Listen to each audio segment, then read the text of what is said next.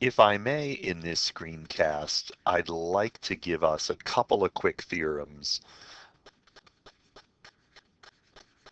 that help us get a hold of the idea of area. If triangle ABC is a triangle and E is on segment AC, then the area of the triangular region ABC is, the triangular region ABC is equal to the union of the triangular region ABE and the triangular region EBC. Further, the triangular region ABE and the triangular region EBC intersect only in segment EB. The proof's in the text. I'm going to send you to the text to do that, but let's just get the picture. There's point E, right? Now, there's a proof in the text that does some case checking to make sure that no matter where you pick a point, it's either here or maybe on the overlap, and it's in the triangular region ABC. So proof by picture is pretty straightforward as long as the Euclidean idea is stuck in our heads. We're still not quite sure what the hyperbolic idea is, but remember, we're not given a lot of guidance in the neutral world. We should also say,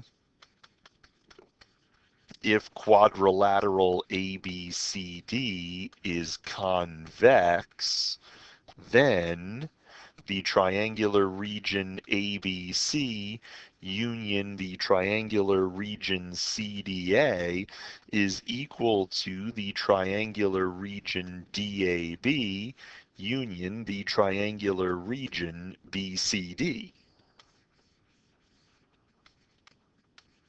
This is one of those things that should make sense, right? If we take the triangular region ABC union the triangular region CDA, that's the whole thing. And if we take the triangular region DAB and the triangular region BCD, that's the whole thing, right?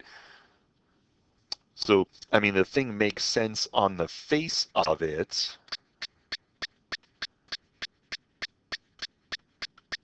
And the way we do this is we draw in both diagonals, they cross at point E, and then we use the last theorem that we dealt with.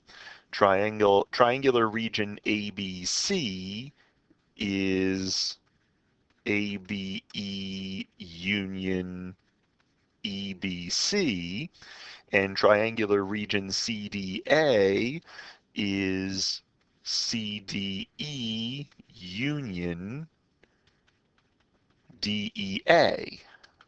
But the union of four non-overlapping sets, well, we can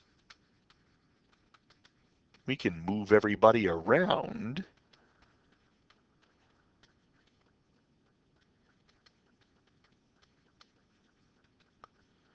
Right? Like we can just move everybody around. And sure enough, this part is triangular region DAB, and that part is triangular region BCD as needed. By the way, where did we use the fact that quadrilateral ABCD is convex? Where does that come in? Well, without convexity, the diagonals don't cross inside the figure, so that's where we used convexity. This is a neutral idea. This will hold in hyperbolic geometry when we get there. Okay? Cool.